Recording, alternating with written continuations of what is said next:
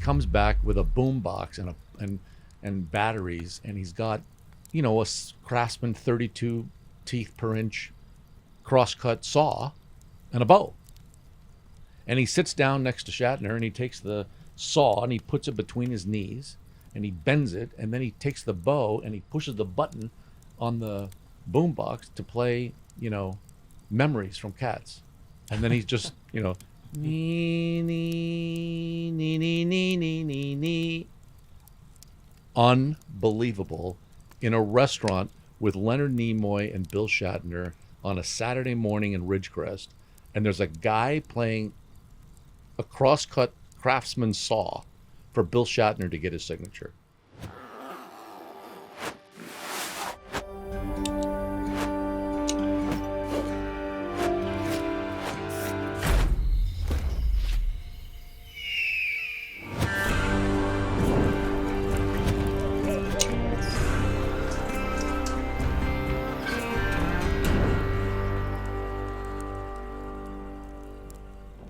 We'll kick those tires and start that fake fire. It's time to camp. Now here's a question. What do Bette Midler, the Fonzie, and Hugh Jackman all share in common? The answer? Proximity to the gentleman on my right. Ralph Frederick Winter, a titan of Hollywood, and not just because he's 6'4". He's a certified nice guy, has produced hit films such as X-Men, StarTrek, and Hocus Pocus, and he's all around a wonderful human being. So please welcome him to our fake fire, Mr. Ralph Frederick Winter, to the campsite. My son used to say with the fried egg on the plate, and he'd open up, he'd cut the egg, and the yolk run, and the crowd rushes into the stadium. Well, hey, we've been planning this for a while. Yeah. I think some things happened in the world that kind of slowed this down a little bit. Can't imagine what. Ergo the plexiglass here. That's right. I know. I'm glad we pointed that out. Sometimes we forget. And actually, the set designers did such a great job on this that they can't see it. So it's just saying hello. Now, normally at this point, I ask you a question about nature, and I think I'm going to because you and I do share a love of that. What's your experience camping? Do you have a relationship with camping? We used to go backpacking a lot. I've been to the top of Mount Whitney, went with my buddies in early college, and that was fun. And with my wife and a couple of other couples, we've been backpacking. Ironically, both times we went, we didn't know that. Well, I mean, one time we knew she was pregnant, didn't know the other time.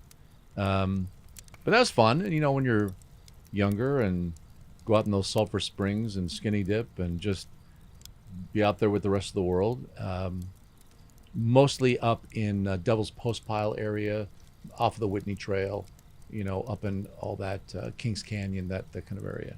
That's awesome. So, and you did this pre-Instagram, right? So how did you? I don't have many photos. It's really interesting. Yeah. And we've talked about this, that in high school and camping. I mean, I've got precious few photos of us doing that, and part of it was, hey, I'm old enough that film was expensive, and we didn't think about it. Didn't sort of certainly think about a retrospective, or rather a legacy of photos that would define you later. Kids grow up in a much different environment now. So what few photos is like, oh yeah, look at those stupid pants I was wearing. Look at that hairdo. Ah. So I have more photos of what I've had for brunch the last few Sundays probably than you did from your hiking trips. It's probably true.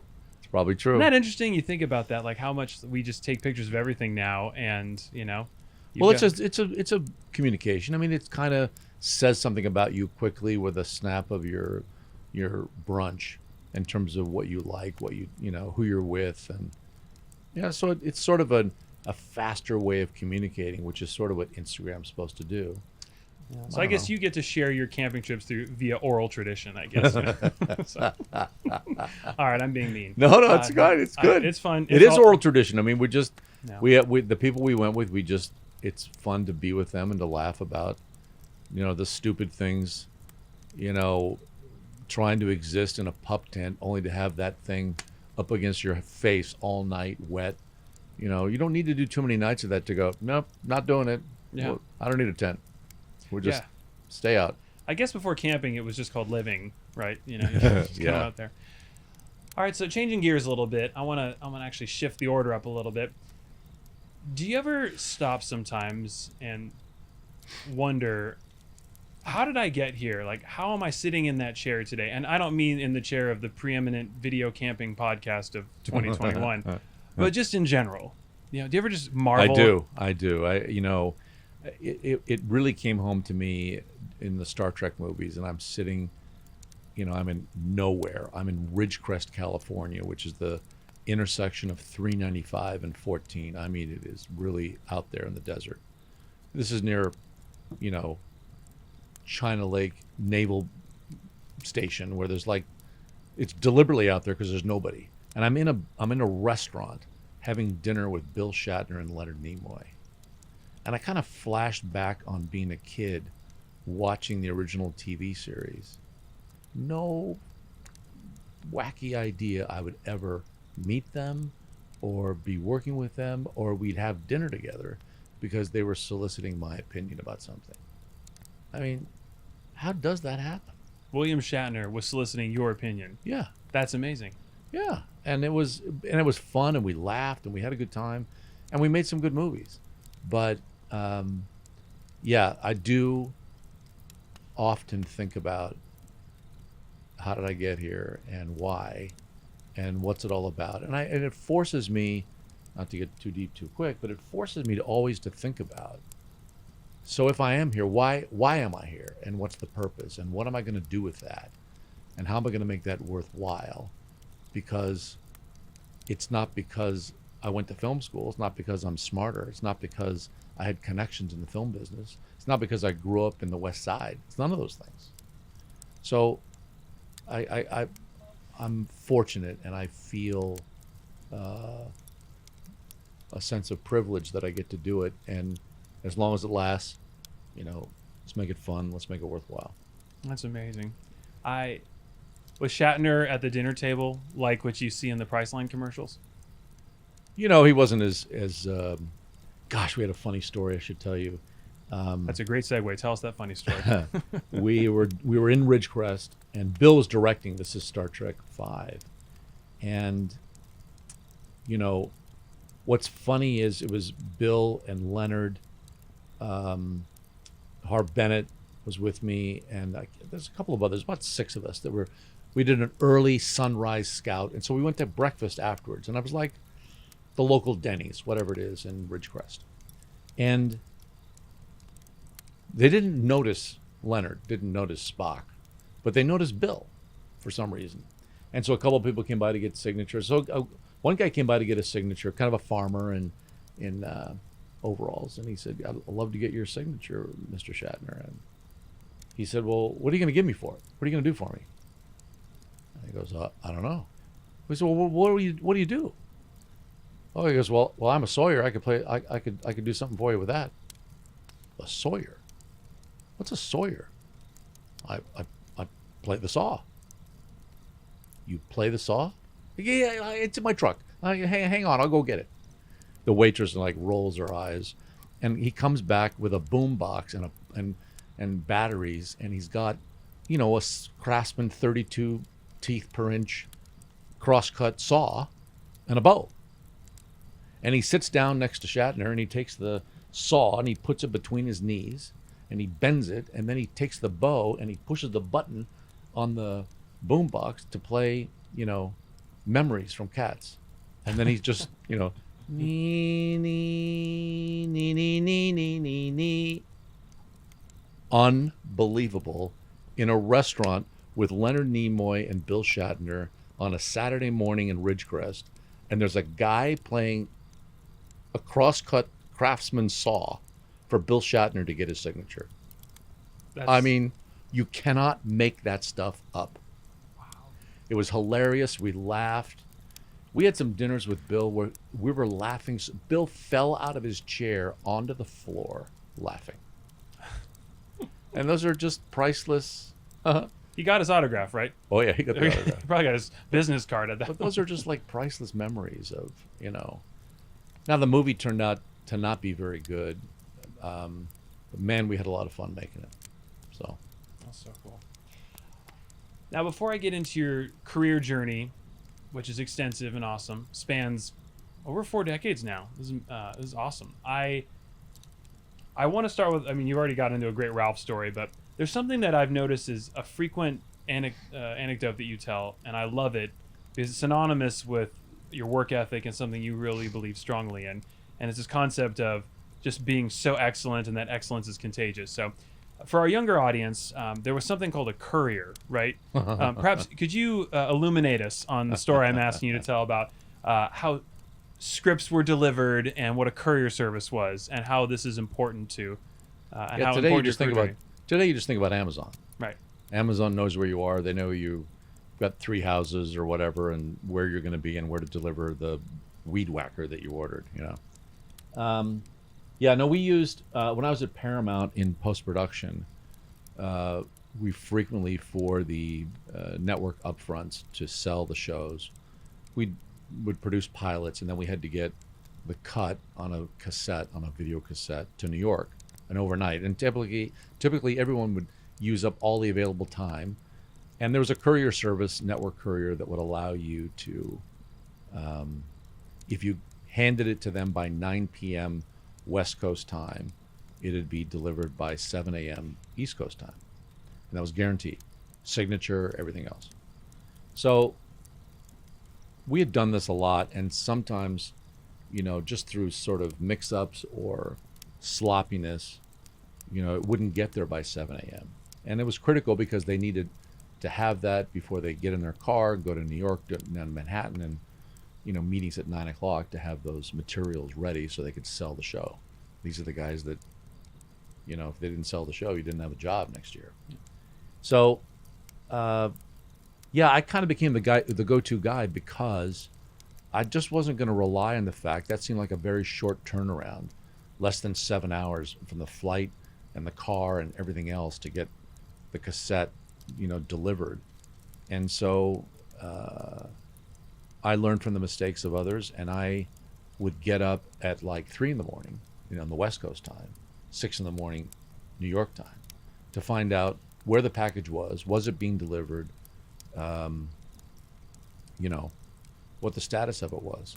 And it was sort of going the extra mile, but I would catch problems, or I'd know if it was delivered and what the signature was. So when the studio executive would call me and say, where the hell's my package? I could say, it's actually outside your front door, because Fred signed for it at 6:45 and left it there, and I've got his signature. Wow. So you were the original Amazon Prime. No. But sometimes it's the follow through on those simple things that make you invaluable and make you worthwhile on little things, and then you get a chance to sort of grow that. So I made sure in serving them from post-production that, when they asked to get something done, I made sure it got done, even if it means getting up in the morning, because I'd rather face getting up at 3 than getting up at 4 and being yelled at because I hadn't followed through. And I imagine word gets around, right? That it does. Yeah. Things don't, they don't miss deadlines when Ralph's on. Yeah. When you want it done, let's get Ralph to do it. We'll make sure it gets there. And that's the sort of, I think that's the way you can leverage yourself in your career, is that you add value, and people know that, and they say, well, I don't know how to do this without Ralph. I don't know how to do this without Ryan. I need this person on my team to get this done. Is that one of those timeless truths? If you look at a lot of your contemporaries and friends in the biz, and guys have been and girls have been really successful at this, that there's just this reputation of excellence that started at a small level and they kind of worked their way up. Well, certainly the ones that strive for excellence are the ones who work a lot. Yeah. They're the ones that get snapped up. They're the ones that are never available because they're always working. And it's because people want that added value, and they want that confidence. They want to know that it gets done. And gradually you can leverage that, to your benefit in terms of what you want to achieve and where you want to go, what you want to become. Yeah. So you didn't start dining with Bill Shatner and working on X-Men. You actually started more in the department store.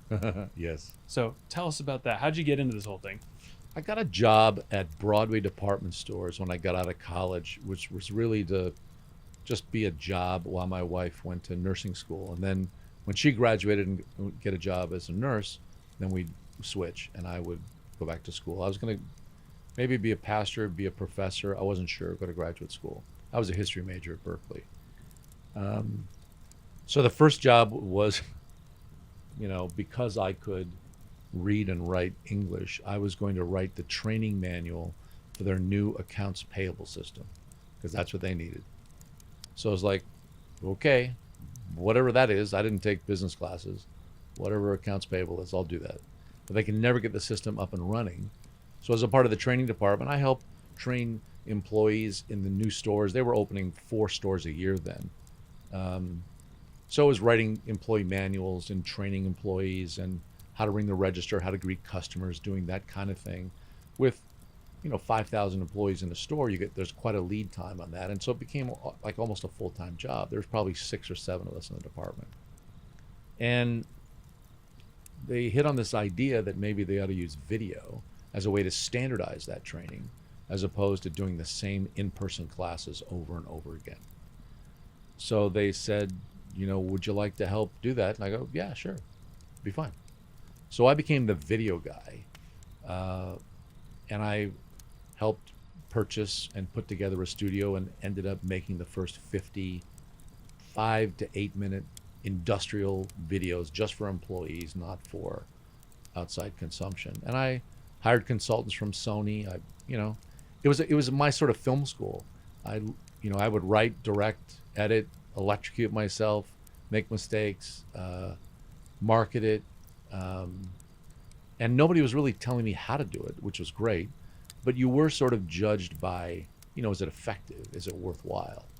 So the fun part of that, as I got better at it, I got to do what I wanted.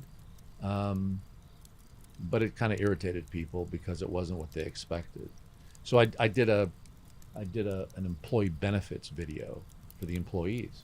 And most employee benefits videos tend to be big talking faces and charts and graphs, and Engulf and Devour made so much last year and you'll make this little next year, but it'll grow and you'll be happy. And so I hired a writer and we came up with an idea, and the idea was in the days when you used to have to go into a bank to deposit your check. There's a line of people, and there's a younger guy behind an older woman, and she's scratching her head and she's got her paycheck and stub in her hand, and he notices and he taps her on the shoulder, and she's like, startled, and he said, do you work at the Broadway? No, I don't work at the. I saw your check and I thought maybe. No, I'm looking at my check. And he said, well, at the Broadway, I get 15% off of everything I buy as an employee. And he takes the check out of her hand and rips off 15% and hands it back. She's startled. And he goes, how many holidays do you get? And, well, that's worth about, and then they keep going through the benefits of working for the Broadway till they get to the counter when finally she's tearing at the paycheck and they walk off in the sunset. Gee, can I get a job at the Broadway? And so I went to a couple of stores and I asked for some employees, and I got in a meeting and I put a blank piece of paper and said, so write down all the benefits of being an employee at the Broadway. Typical,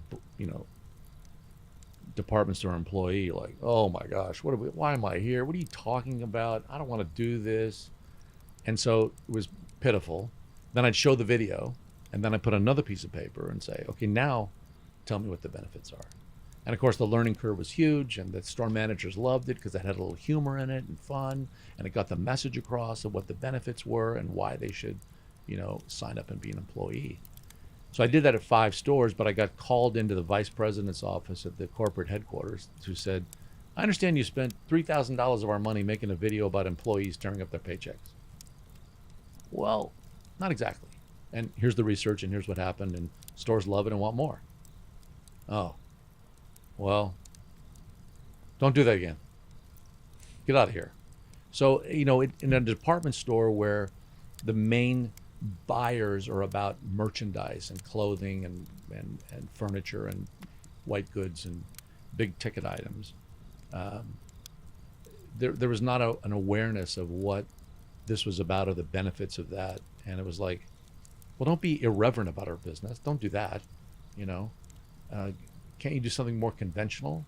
So after I did 2 or 3 of those with the Marx Brothers demonstrating about how to stop employee theft and things like that, it was time to move on. Wow. So you, from before it was X-Men, it was employee benefit videos. Yeah. Is there, I have to ask, is there an organization, can you win any awards, like a Hume Award or something for best employment? They're actually I in knew the it. industrial videos, corporate videos, there are. Now it's probably expanded now. I don't know what the current status of that is, but I did win some national awards for some of the work that was done because it was innovative. And so, you know, you start believing and smoking your own press release, and you think you actually, you know, might have something. But yeah, that was fun and worthwhile, and you get some attention. But it was also became clear I was not going to go far in that organization. And so the friend there knew someone at Paramount, and she said, you ought to go talk to this guy. And I did, and interviewed and got the job in What was the job? post-production. Post-production, okay. So I was taking, because I knew video, they wanted to take Happy Days, Laverne and Shirley, you know, Taxi, and convert from shooting film like Lucille Ball did, 3-camera film. They wanted to do it all in videotape. So I was there to help that transition. But that transition never happened because nobody at the studio talked to the producers of those TV shows. They didn't want to do that. They were just happy. They didn't want to change from film. Film works, and it looks good. And they didn't want that new technology. They just wanted to do their shows every week and leave me alone. So I learned film. So I learned all about film, even though I had grown up in that sort of that video world. And now it's all flipped back the other way. Now we rarely use film. Interesting. All right, so you're in post-production. You're learning film. You having fun? Is it, I mean, what's going on at the time at Paramount there? It's a golden age at Paramount. You know, there's only 3 networks. And Paramount Television has like 12 television shows on the air. They're doing 26 episode TV shows or 22 episode TV shows. We're shooting 10 or 12 pilots twice a year for new ideas, new shows. We got miniseries going on from Shogun or Winds of War. And then on the feature side, right next door to my office, in that office, they're doing Top Gun, Urban Cowboy. Oh, wow. I mean, every year Grease was there, but just I went to the Grease wrap party a few months after I started because I was just an executive, and they were like, then you're coming to you would go to all the wrap parties. So I remember seeing Olivia Newton-John across the soundstage. Like, how can people be that beautiful? It was mesmerizing. It was unbelievable. So that's sort of first exposure. But the culture changing stuff that was happening at Paramount. So my kid, when Top Gun comes out, he wants a flat top. You know, when Urban Cowboy comes out, he wants a cowboy hat. So it was a very fun time to be there. The lot was busy. A lot of shows, a lot of features. Everything was going on. And for me, it was easy. I was driving 30 minutes from my house, work on stage or in an office all day, and then back home, and it was a good job. That's awesome. All right, so how long are you in post-production executive at Paramount, and then? About 3.5 years. Okay. And I met some other producers. Again, I cut some trailers for them on my own time, try to help them on stuff they couldn't get right from other resources they had. And so I left the studio and got rehired by the studio to be an associate producer on Star Trek 3. I had helped out on the Wrath of Khan as an executive. They wanted to put my name on the picture, but Paramount wouldn't let them. So, but I built a relationship with those guys and helped them make, you know, a good picture that kind of reinvented that franchise. I didn't write the story, but I was just there as a helper in terms of the visual effects, the post, the computer graphics, all of that stuff. I had studied some of that at Berkeley. So That's awesome. And then how do we find our way inevitably to X-Men? It's just a meandering course of working on stuff like Star Trek, and after the original cast, the last one, I was like, I don't think I can do any more of these. I'm not going to learn anything. So I got a job on Captain Ron, which was silly. It only had one. I love Captain Ron. All right, It was fun. It was out of town. It had one visual effects shot in it. Gorillas, right? Gorillas in the Mist. Gorillas, Yes. right? Captain Ron.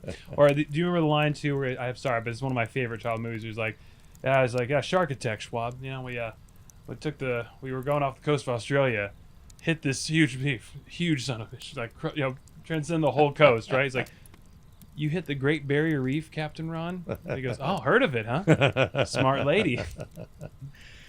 Kurt Russell wanted to be funny, and Marty Short wanted to be serious. But the problem was the audience wanted the reverse.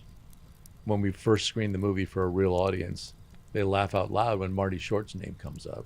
And when Kurt's name comes up, it's like, ooh. So, actors are always trying to, push themselves, and they did a great job, but the audience doesn't want to see Arnold Schwarzenegger in a comedy.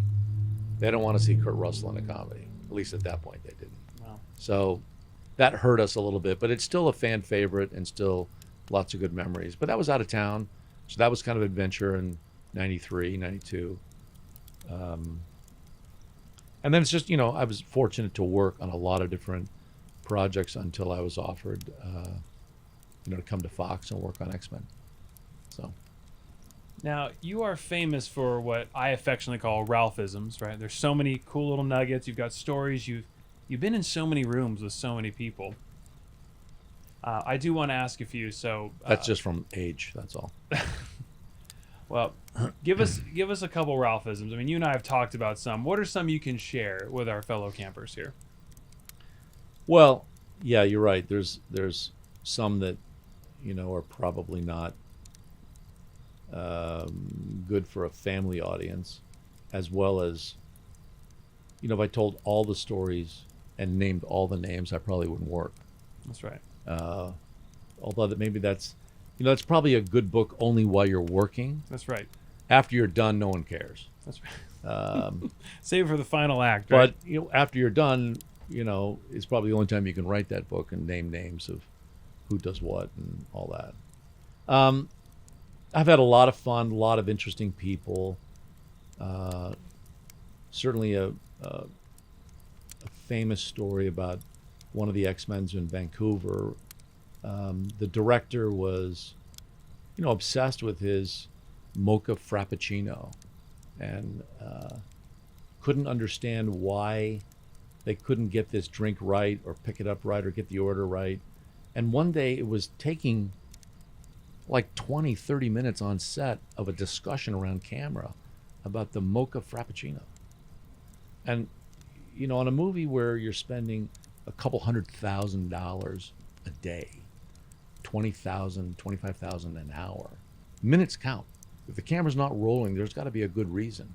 And a good reason is not, why is my mocha frappuccino not working? You've had one, though. They're amazing. Yeah, okay. That's true. Making sure. That's true. So, anyway, I tried to interject into that conversation and try to make them, we got to shoot. And, and there's all this discussion. No, but I don't understand. This is the silliness sometimes of what some movie directors deal with. And finally I got irritated with him and the group around, and I said, so look, we need to shoot, and I'll solve the problem with the mocha frappuccino. We will never speak of the mocha frappuccino again after today. You have to shoot. We have to make our day. Well, what are you going to do? I'm not telling you.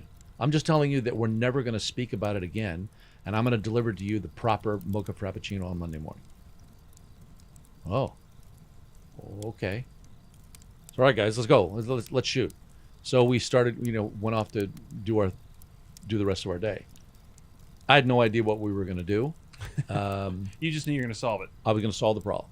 So I went to the staff, and Coffee Bean and Tea Leaf that makes that was our sponsor. And so I knew we had a relationship with them. And so I went back to the production coordinator in the office and I said, okay, I want you to call up our sponsor, and I want to find the creator of the mocha frappuccino at Coffee Bean and Tea Leaf. And I want that person to fly up here in the weekend, and I want 4 or 5 PAs. We're going to bring him in, and I want to train him. And I want that person from Coffee Bean and Tea Leaf to bring, I want the right mixer, the right secret powder sauce, the right napkins, the spoon, the cup. I want everything to be authentic. And I told the studio I'm going to spend a couple $1,000s. I know it sounds silly, but I'm going to solve this problem. And for me, spending a couple $1,000s to save $25,000 makes perfect sense. So we did that, and Monday morning I had the creator of the mocha frappuccino present to the director his mocha frappuccino for the morning. And how did he take the He perfect actually, mocha frappuccino? it wasn't perfect for him. And I said, my God, how can this possibly be? This is the guy that created the drink. It was better, though. He did admit, right, that it was better. He wanted something. He wanted a small change, which the guy agreed to do and help him. But yeah, he did agree it was much better. That's another example of bringing excellence. It is. I can't believe you found this person. I mean, You know, it's funny. You don't need to make many phone calls today, and you can find people and you can get things done. And it seems odd. It's like, but there's simple things that people don't do, like calling references on a person before you hire them. Most people don't ever do that. Why? It's so easy. I mean, I had a guy 2 days ago call me about a costume designer that we had used on a picture, and he said, I'm thinking of hiring this person, and what do you think? And I go, don't hire him. And here's why. Too expensive. We rejected their work. She quit. She, lined up 4 or 5 things, and he goes, oh man, I'm so glad I called. And I go, I don't know why everyone else doesn't call. It's so simple thing. You can find people. It just takes a little bit of effort to do that, to go the extra step. And you'd be surprised what you can get people to do and what you can get people to, help you.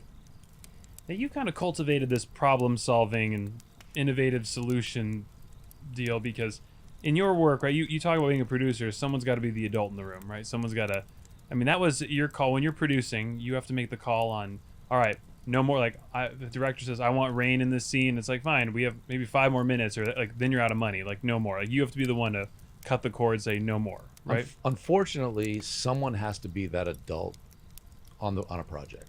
Someone has to say no. It's ugly, and a lot of times the studio won't say it because they want a good relationship with the director. So you're charged with saying that's the territory that you have to control and own. And if you do that well, you actually again create value for a studio because you're the guy that is willing to go in and say no. Now I think that you can't always just be that person that is Mr. No. But if for the right reason you're fighting for the picture to spend more money or to spend less money, that's kind of the right position to be in, to fight for the picture. What's right for the picture? Yeah. You may agree with the director, you may not agree with the director. And I think that transparency that you provide to the financier as well as the creatives, usually makes you an added value, an asset in getting a project made. I'm curious, in all the directors that you've worked with and other producers that work directors, is there always a natural tension between the creative drive of the director and then the fiduciary responsibility and sort of logistics of the producer? There is. And it's, the creative vision wants to just keep doing more and going further and deeper and that you don't want to stifle that. But there are limits of what you can spend. On the xmen movies, for instance, some of the fans were irritated that we didn't cast Wolverine as 5'2" and built like a fire plug and a yellow spandex suit. And there's a certain number of things that you can pay attention to for the core audience, but there's a fiduciary responsibility that you make that movie like that and only hardcore geeks are going to come see it. It doesn't widen out any further. So we had complaints after before the first movie came out about Hugh Jackman. You can't cast a guy that's 6'2" and hasn't done any of these movies before and doesn't know. And He was a little unknown at or not unknown, right? But he was not what he is well today. known Yeah. in the movies. No. Yeah. But you can do that, and it happened in the Star Trek movies as well. When even in the second movie, Wrath of Khan, when the fans were outraged, pre-internet, all with a write-in letter campaign, you can't kill Spock. Well, you can if you bring him back. You can't blow up the Enterprise in Star Trek 3. Well, you can if you do it right. And part of that's the way you tell the story. Part of that's the way that you navigate that. Part of that's the way you pay attention to the core audience. But you're actually, from a fiduciary, from your original question, there's a wider audience out there. You can't spend $100 million, $200 million making a comic book movie for 2,000 rabid fans. Yeah. It's got to be wider. It's got to reach out and have humor and yet tell the story, be faithful to that. And I think Kevin Feige at Marvel's done a great job of that. Yeah.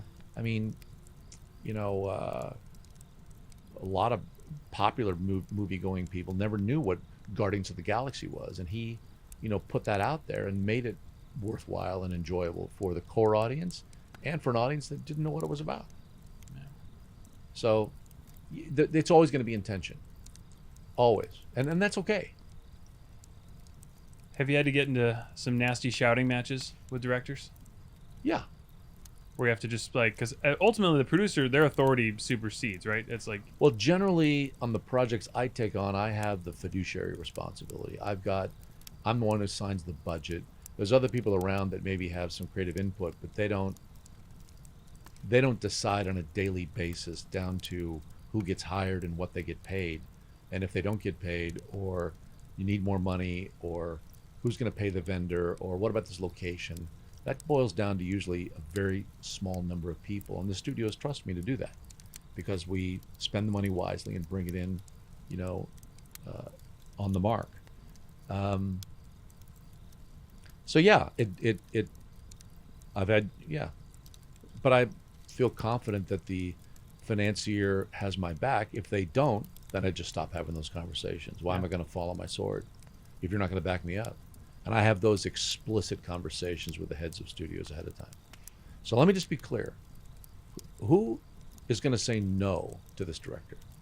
Are you expecting me to say no? Is that what you're paying me to do? Because I don't think that's the way this is set up here. So I make that becomes a key element in the interview, negotiation at the beginning. Let's define the role that you want me to play. Because I can play a lot of different roles, but I want to be sure where the line is. Who says no to the creative? And that's an important discussion to have, and it only comes with experience that you would ask that question in an interview. Yeah. One thing I find so interesting about your work too is you've shared with me some of the logistical just challenges and puzzles that you have to find, whether it's filming in Tokyo or you were telling me about filming in Thailand and finding a caterer that could service food for I'll say naval battle that was going to be, you were having to look for a naval, a way to be able to serve food on a lagoon at 4 a.m, and how difficult it would be to find someone to be able to do that for you in rural Bangkok, right? Yeah, no, all of that stuff is, again, you got to drill down to it and figure it out. So even in, we started on Captain Ron, we were in Puerto Rico, and they said they had caterers. Well, I show up before crew call at 6:15, and where's the coffee? They haven't even set the coffee up yet. Well, it's not just because I want coffee, but it's the crew. Where all these guys that are lifting and pulling, and where's the coffee for those boys? If that's not there, if you can't set up the coffee, and if you can't deliver lunch when we're out on the water, how's that going to work? And that demoralizes the crew. Even if you're making a cheap movie or a small, student production, the old adage is about food and film. You're going to spend money on film, or in this case, the camera equipment, or you're going to spend money on food. You got to feed them. And a lot of jobs in a movie or television show are physical. And so you've got to feed the men and women that are moving gear. They need protein, they need carbs, they need healthy stuff. You can't just feed them sugar. You got to take care of people. And so when that didn't happen, I went back to the studio in Captain Ron and said, we got to bring a caterer in. This is ridiculous. We got to bring somebody in from Florida, which they resisted for cost originally. And then I finally said, no, we're going to do this. And if you don't like it, you can send me home. Happened again on recently in a movie in Fiji that I did. And we needed a safety boat. You think, yeah, you're on an island, there's plenty of boats, but not boats that we would use. Fiji has boats for pleasure fishing. So it was a flat bottom aluminum boat, take fishermen out, motor for an hour, hour and a half out to a favorite spot, and then sit there for 3-4 hours, and then motor back. On a movie, you're motoring all day. Those boats are moving, and you're taking equipment and gear and people back and forth, and those boats can't handle that. They just can't. So I brought in a boat from New Zealand, 1,000 kilometers away, at a cost of $250,000 a month, 5 people on the crew, 24/7, to come in and be the base boat that was like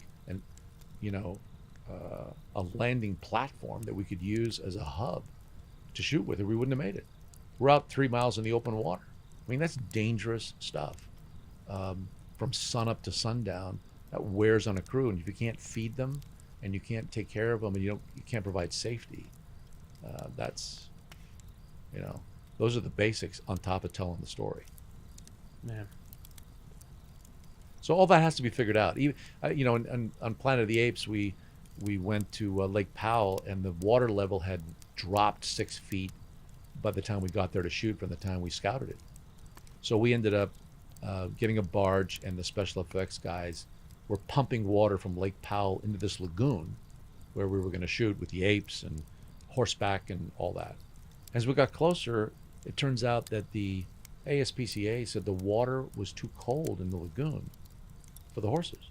No one cared about the people. Too cold for the horses. So now we put a steam plant on that barge. In addition to the pumping the water, we pumped raw steam into that lagoon to raise the temperature of the lagoon over a 6 or 7 day period so that, we could shoot. And you got to invent and figure that out with clever crew. And how are we going to find a steam plant? Where are we going to get that in Arizona? And you figure that stuff out. You get a good crew around you that can help you figure that stuff and make it work. It's amazing how it all comes together. Is it a miracle just that a movie ever just comes together? I think it's a miracle that movies actually get made and start. And I do believe that you need a couple of people on a project that are pushers, that are going to will it into action, because there's so many reasons not to go forward. There's so many problems. You're not ready. The locations aren't done. There's this, there's that. And I think it's like Luke and Star Wars. It's stay on target, keep going, stay on target. Your shield's down. It doesn't matter. Stay on target. Your radio's off. Doesn't matter. Stay on target. And I think a lot of that, now that can be a disaster at times, but I think with experience, most projects in general need somebody behind them pushing, and that's generally a producer on a movie that is driving it forward. We can do this, and here's how. And we're going to solve this problem. It's going to be hard, yes. I know it's going to be a late night. I'll bring in pizza. I know it's cold. I'll get you a jacket. I know that, then fine, we'll take a day off and we'll go, a day later. You figure out those solutions. You make it happen. You make it happen. And that's the bottom line. You produce, right? Because nobody cares how hard it was at the end of the day. My wife does not say to me, honey, let's go see that movie that I heard was really hard to produce. Let's go see that. They should do that. That would be interesting. We could do a streaming service. We only show projects that were extremely difficult to produce. And we charge a fortune to offset that. The audience doesn't care. Yeah. Is it worthwhile? Is the movie interesting? Is the story interesting? That's what matters at the end of the day. Everything you do has to serve the story. You mentioned story. I love how professorial you are about this. And what is it about film for you that makes it such a special medium today, especially given the world we live in? There's a movie I just watched again last night called News of the World with Tom Hanks. Is it good? Very good. All right. It's about storytelling.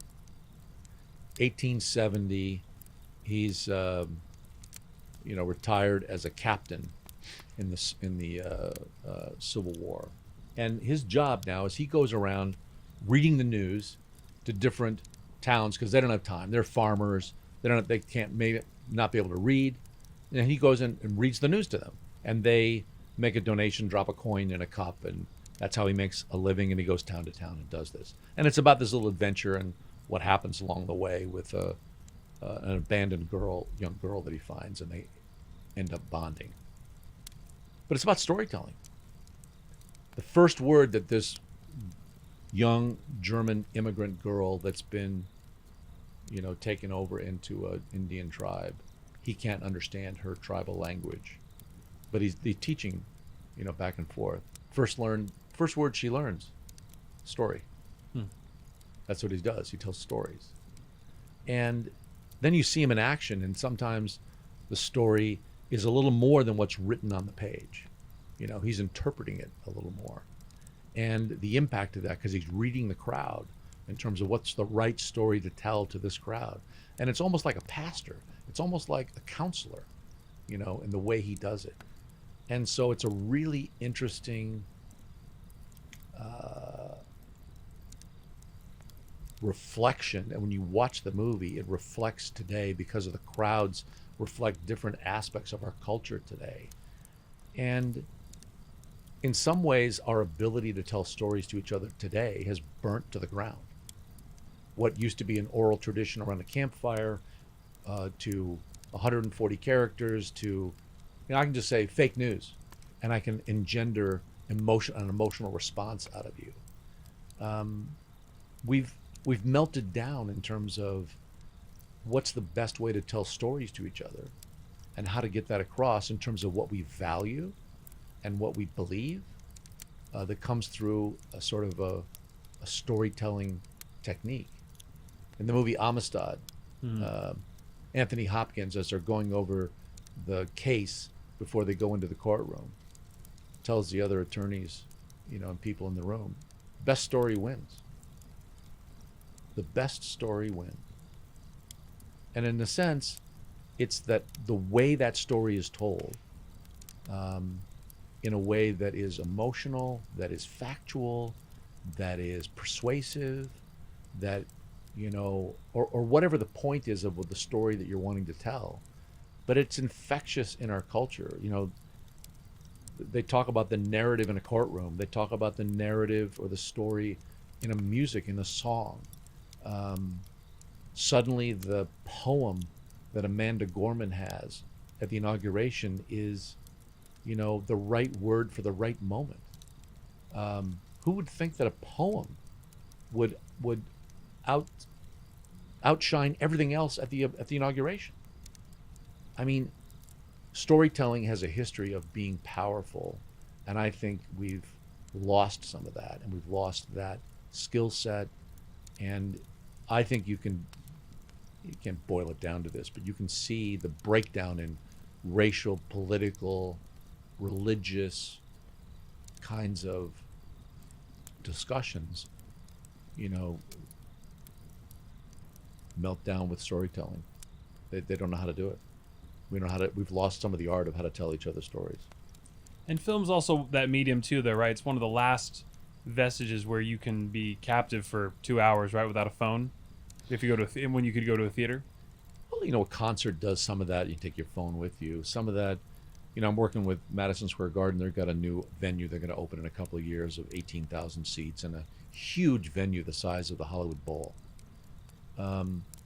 There's lots of different events, but I think like the campfire, we've always gathered around as humans to be inspired, to tell stories to each other, to encourage us, to teach us, to, you can sort of imagine being around a campfire and older adults telling a younger adult about a hunt and how to stay safe, and yet how to get the prey, how to capture the cat or the dog or the lion or the whatever without, being attacked. And yet, exciting all those people around the campfires to the thrill of doing that, but experiencing that heart-racing thrill without actually having to do it yourself. And hopefully you've learned something from that. Hopefully that's what Kevin Garnett is doing, to other big men in the NBA, trying to tell them what he learned as an NBA player.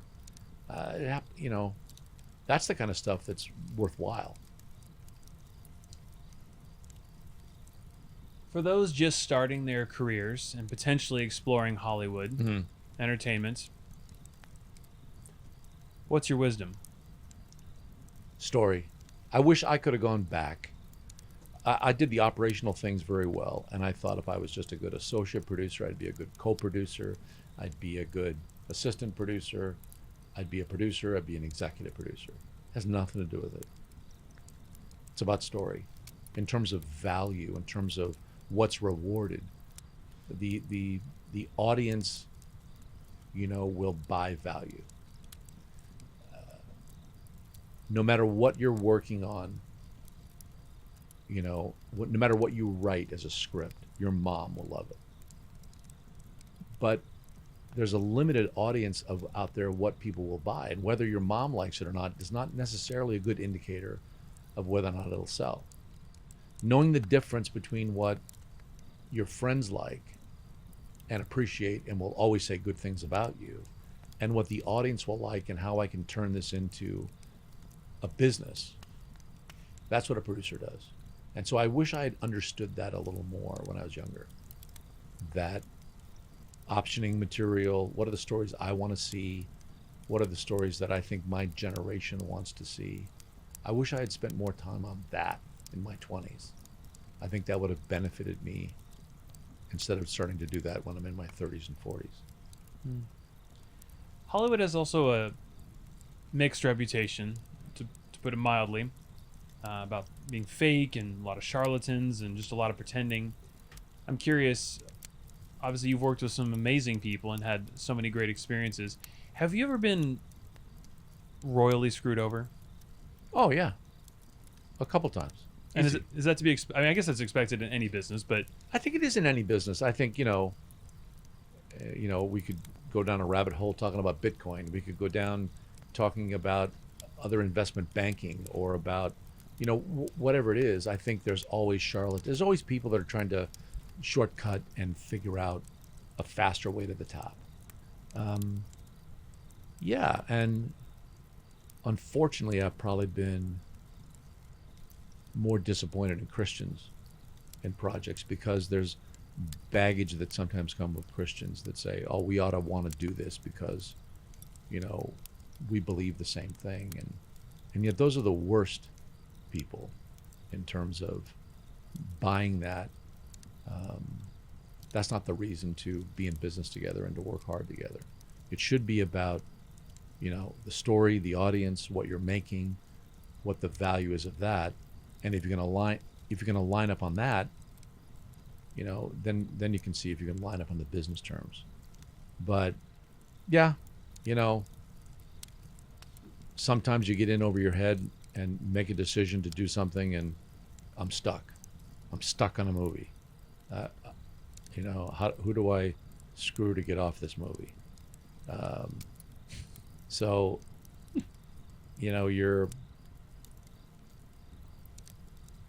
you learn, and you learn to ask the right questions next time, so you don't find yourself in that position. And that's probably why I have an agent and an attorney, and I get things written down on paper, and rarely have had to enforce those things. But it's comforting to know that you got a piece of paper. now, and you've mentioned that several times, that boundaries and writing things out is super important and super protective of friendship and relationship, Particularly with friends. Yeah.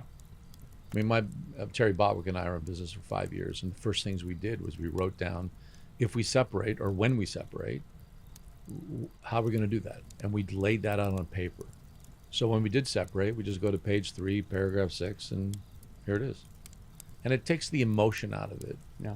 Because there's, can frequently be an emotional thing that I'm tired of this, I don't want to do this anymore, or I need to make more money, I need to make less money, I don't like these projects, whatever the reasons are of separating, there's going to be some emotion attached to it. And if all that other goodwill and logical thinking it's not going to be present at that point, I don't know. Is that why you should do a prenup? I don't know. I don't think so, but yeah, write it all down. Very specific. Page 3. Sure. Hopefully that's a different transaction, you know. That's right. Well, we've come to an important 2 segments in the show that we must always do per tradition. From a culinary standpoint, I can often divine a lot about someone in the state of their actual soul and their well-being. Sort of a salvific question, based on what they tell me about how they would construct a s'more. Now, particularly, you are a producer, and you've also now, as you've shared, found the perfect mocha frappuccino as well. So you've interacted with a lot of culinary expertise. So I'm curious, Ralph Winter, what is the perfect s'more that you would produce?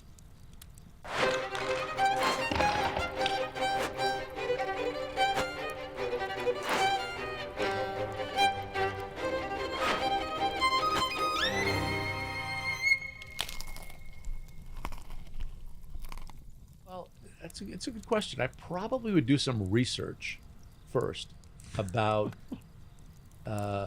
the right graham crackers, the right chocolate, the right temperature, and the right kind of marshmallows. Reference checks. I like it. Yeah. So I think I'd want to, scan the competitive marketplace and see what everyone else is doing out there. What are some of the better experiences, etc., to find the right chocolate. You could certainly just go get the grocery store garden variety, but I'd probably want to do a little research to see if there's any other elements maybe that you'd put into the s'more that might just, take it up a notch. And maybe you've got to toast a number of marshmallows to get the right temperature and testing. So I probably tested to get the right one before I invited you over for a s'more experience. Knowing you, you'd probably find one of the preeminent s'more makers and then just get an exclusive option on that s'more, right? Well, we could do that too. Yeah, we should get control the IP, shop it around, right? Attach some talent to it, But it's it's like I like to cook, so that part of it's fun. It's fun to experiment, fun to play with that. And I'm on my own a lot, so I have to, when I'm away on location, I have to learn how to fend for myself and cook. You can't just eat out all the time. So I'd want to research that a bit. Okay, all right. Now, if Rod Serling were still with us, he would appreciate this next segment. I've had 4 decades of Hollywood experience. I imagine something a little out there must have happened to you at some point, someplace, sometime. You have a spooky or otherwise otherworldly story you could share with us?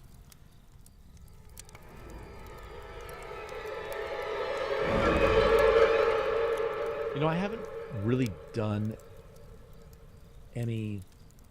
Well, I guess, there's actually a couple movies I've done with Frank Peretti, smaller movies that were not horror movies, but they were The Visitation, might be the scariest one that we've done.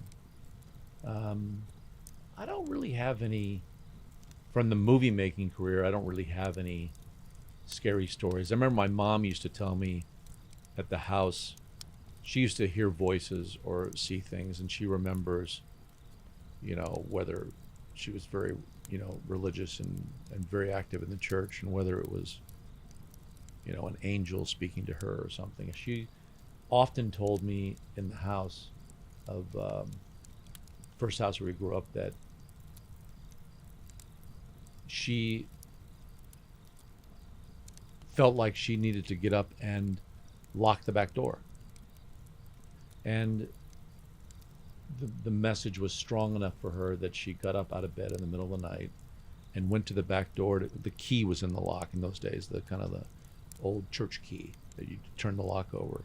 And when she went to touch the key to turn it, she saw the handle turn. Whoa. And I always remembered that as a kid, that my mom told me that as sort of, listen to those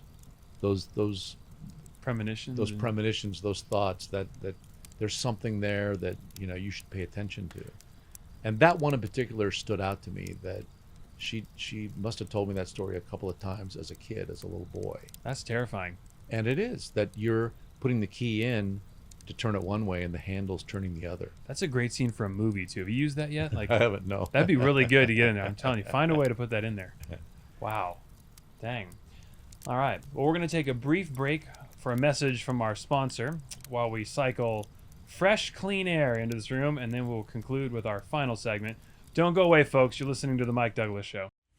Look, the last thing you need is for another ad to tell you how awesome a product is. Superfood organic brewed coffee. You don't need to hear how smooth it is. So smooth. Or how it features functional ingredients like lion's mane.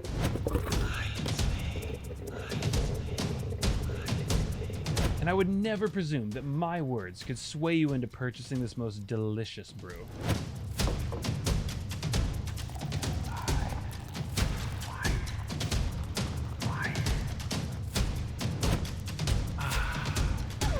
But seriously, buy this coffee. It's amazing, and it just might change your life.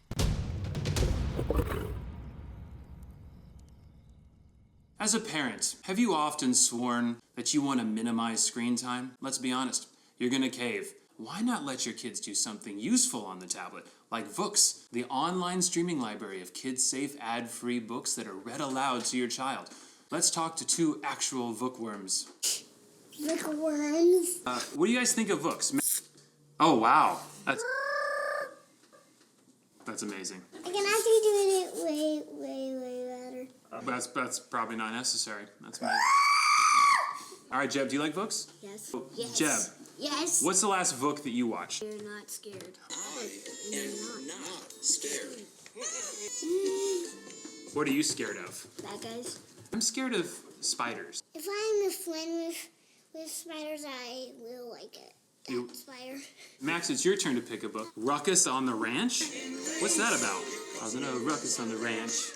Causing a ruckus on the ranch. Do you actually read the words? Yeah. Is that why you're so smart? No. No? You're causing a ruckus on the set. You're causing a ruckus on the set. Head on over to join.vooks.com/redeem. Enter promo code WENTCamping for $25 off your Vooks subscription, which is basically 6 months of free Vooks. That's amazing. Do it now. All right, it's time for some stargazing, where we have to get a little contemplative, a little deeper. Ralph, how long have you been married? Judy and I have been married 47 years this year. Congratulations. That is Yeah. amazing. Thank you. I'm sorry, COVID, I'm sure, has kept some celebrations. Are you going to do something huge for 50, or what's the deal for celebrating? We haven't talked about 50 yet, but we probably will. We'll do something, cool. Travel somewhere if we can travel then, and throw a party. Probably throw a party and maybe do both. I mean, not just by Hollywood standards, but I guess by any standards. I mean, that's a long time to be married. And we were high school sweethearts, so we knew each other 5 years in front of that. So it's really been a long time. So, in your experience, what's been the thing that's made it work, or things, I should say? You know what? I think when we wrote our wedding vows, one of the things that we both believed in strongly, still do, is that it's not about choosing the right partner, but it's about being the right partner. That we're committed to each other, thick and thin, all of that. And how do we learn how to be a good partner with each other? And that evolves, that changes as you get older. It's different characteristics, it's different strategies as to how you learn to love each other and how to care for each other, because our needs change, and we've made that commitment to each other. There's no other choices. It's about how we're going to act towards each other. So it's been times it's been hard, been tough, very tough. But part of that in any relationship is what do I have to,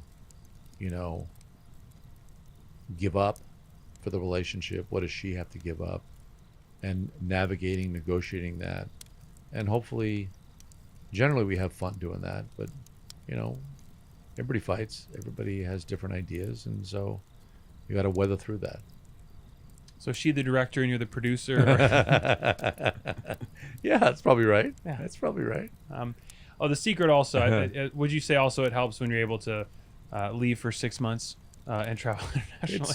It's interesting.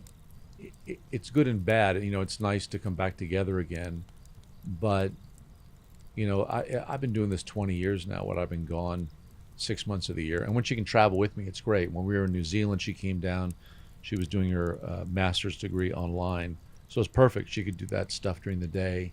I'd be at the studio during the day, and then we could connect on weekends and had beautiful in Auckland. And she was there for 3 or 4 months. Same in Spain, when she came over. So we're trying to minimize that length of time by connecting. Either me coming home, hard to do that from South Africa or from Auckland, on a weekend. But in the continental United States, that's not hard, or Vancouver, it's not hard. Back to LA. But we try to minimize that, and I think actually for people starting out, that's probably one of the hardest things and challenges to overcome. Is you're going to have to figure that out if you want to have a family.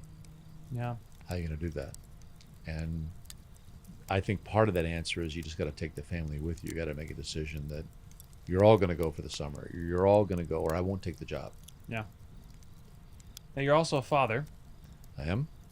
What's the best part of being a father? Now my kids are grown and I have grandkids. And the best part now is when the kids call up and just want to talk, just want to hang out, just want to be friendly. Your kids like you. Yeah, they actually like being around, and that's enjoyable for both of us. That for no reason they just come over, stop by, or call or FaceTime. My son and his wife live in Kansas. My daughter and her husband and kids live nearby. So they'll just come by, just hang out, And that's really rewarding. That's that in a sense is sort of the holy grail, that you want to be able to do that and be able to talk to them and not be estranged from them or tense. I don't agree with everything that my son wants to do, or my daughter, but they're individuals and they're making choices and they're living their lives, and we'll adapt. We'll figure it out. We love them. We're not going to judge them for any of that stuff. It's just okay. Did you did your kids have any? Was there any necessity of sort of insulating, given that you were in the movie business and everyone wants to learn about Top Gun or all this stuff like that? Was it known? Oh man, like their dad is he's in the movie business. Well, it's interesting. My son, worked for me in a couple of pictures, and some of that was good, some bad. And I think eventually he sort of soured on it because he was like, I don't want to deal with the politics. I don't want to deal with it the way you do. And he's more of an introvert. I'm more of an extrovert. So that's harder for the roles that I play for him to do that. But he enjoyed, I think, the time that he worked on Mighty Joe Young with me. He worked on X-Men with me. He's in Mighty Joe Young in a couple places, and he did another, I think, on Perfect Weapon. He was an extra a couple times and hung out with us. Beth, I think, because she's raising a family, she really wanted to go into the art department and do more in the movie business. Maybe she'll do that when her kids are grown. I don't know. Might be harder to break in later, but they've had a good relationship about it and never really geeked out about it. When I interviewed for X-Men, I asked Ben about it, and he goes, aren't you paying attention to where I spend my allowance? Open the closet door. What's in there? It's all X-Men. I have my own research library. I didn't even know it. I wasn't paying attention to what he was buying and what he's reading. So, yeah, no, I think what's most rewarding is that, they want to come over and hang out, and we do things together, and that's cool. You've been really open about your faith, which I think is so cool, and especially in Hollywood, which has a, whether deserved or undeserved, a reputation of being hostile to Christians. But I mean, you've worked with, all the biggest names. You've worked on huge pictures. It hasn't been an impediment for you, and you've said you're not big on slinging Bible verses, but rather just treating people awesome on set and loving on them. Yeah, I think, for me, the way in to have a conversation about what matters is not about quoting Bible verses, but rather about how you treat people and how you act and the way you're adding value to a project. So for me, that presents itself in the way I hire people, fire people, treat people along the way, protect the crew, confront the director if needed, and do the kinds of things that an adult would do anyway, but trying to do that with compassion and with a sense that everybody has value, that a PA has value. And I think, it's hard to, give you specific guidelines, but I think the way we show love for other people speaks volumes about what we believe and what we value. Yeah. So, in your opinion, could you be openly Christian? I know it's a tough thing to define, but obviously you have actors like Chris Pratt, Denzel Washington. There's lots of people who are open about their faith in Hollywood, right? Oh yeah, there are, and it's not that I'm closed about it. The internet, you can't hide it. People look you up. They know exactly. I have agents that'll call me and say, "Oh, look, I know you're a person of faith and thought this project might be good for you." I've never spoken to them before. I never said a word to them. But, you can't hide any of that, and that's okay. I said, "Well, thank you. That's great. I'll take a look at it."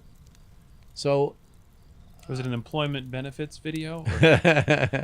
no, just scripts, and so that probably also discourages some people from calling me because they're like, "Oh, he ain't gonna go for that. Don't waste your time," which is probably okay too. So yeah, I think it's, and certainly I've made a number of movies that are faith friendly. I did that movie Left Behind, which was like, you wish you had left behind. I wish I had left it behind, because it became an evangelical tract instead of a movie that was intended to. I thought, in signing on to it at the beginning, that it was a movie that would honestly talk about, and I think in the year 1999 toward 2000, what does the Bible say about how the world's going to end?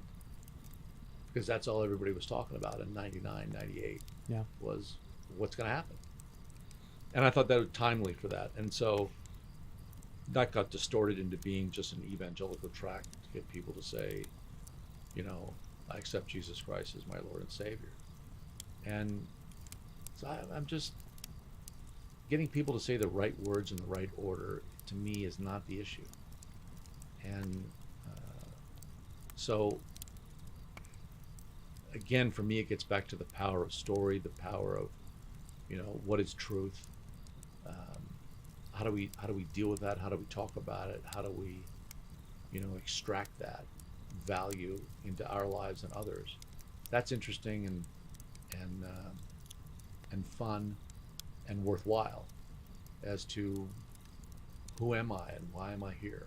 I want to answer those questions, and I think lots of other people do as well. And you'll gain an audience for that with your crew and other relationships you build by the way you treat people.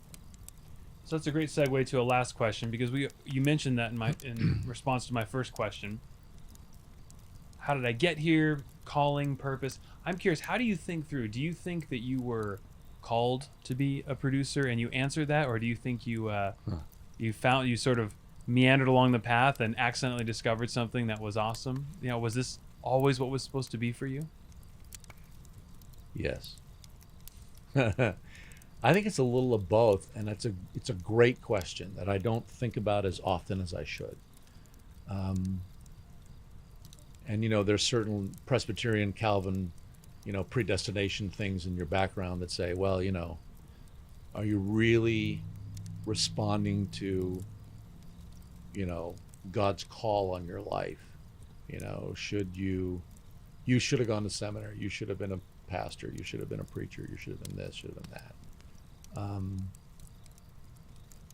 Did you fall into things? Is it just the scrambling of parts in the pan and this is the way it is?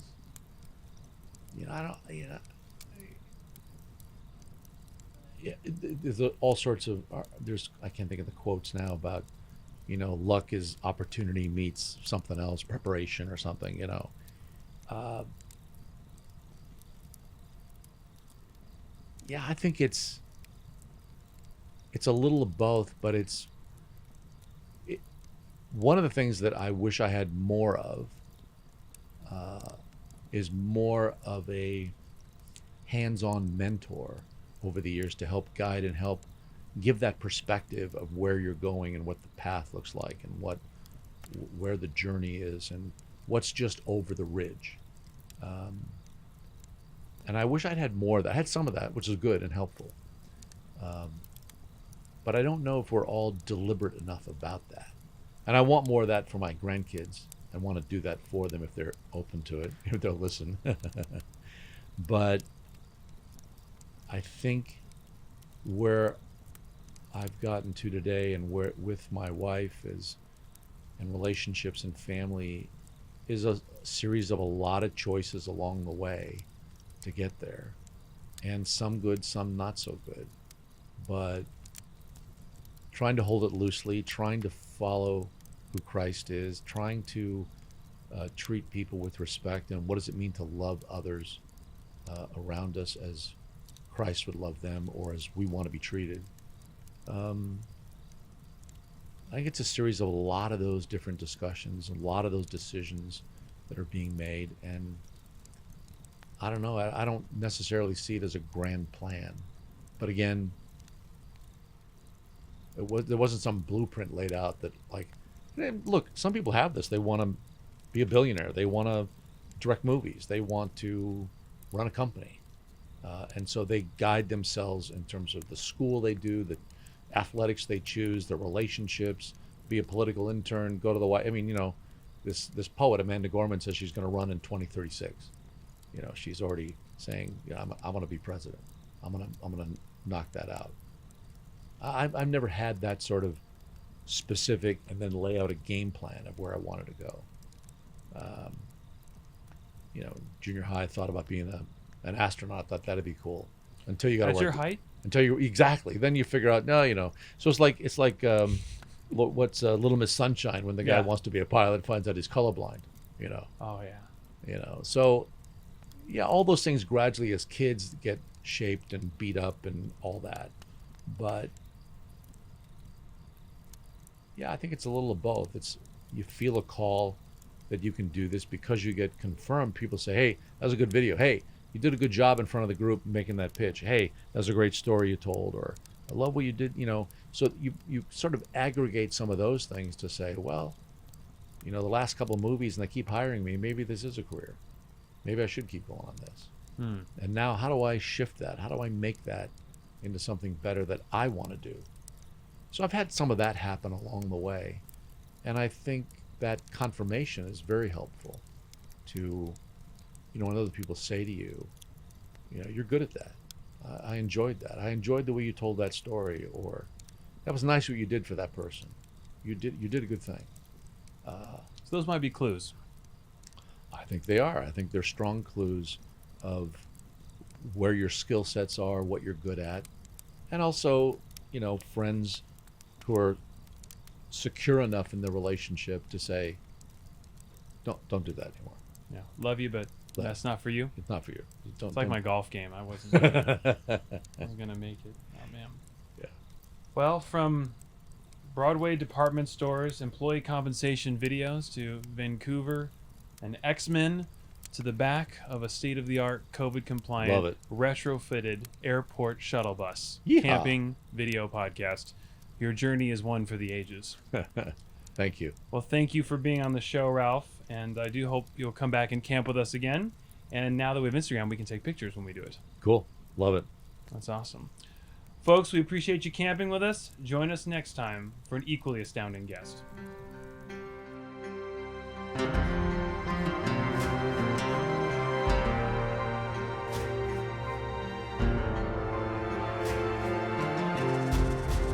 Thanks for joining us, folks. If you want to help us out, and we're confident you do, go ahead and hit that subscribe button here on our YouTube channel. And if you ever feel like just listening to these, you can check us out on all major podcast streaming platforms by just searching for I Went Camping With. And there, you should also subscribe. Thanks again, folks.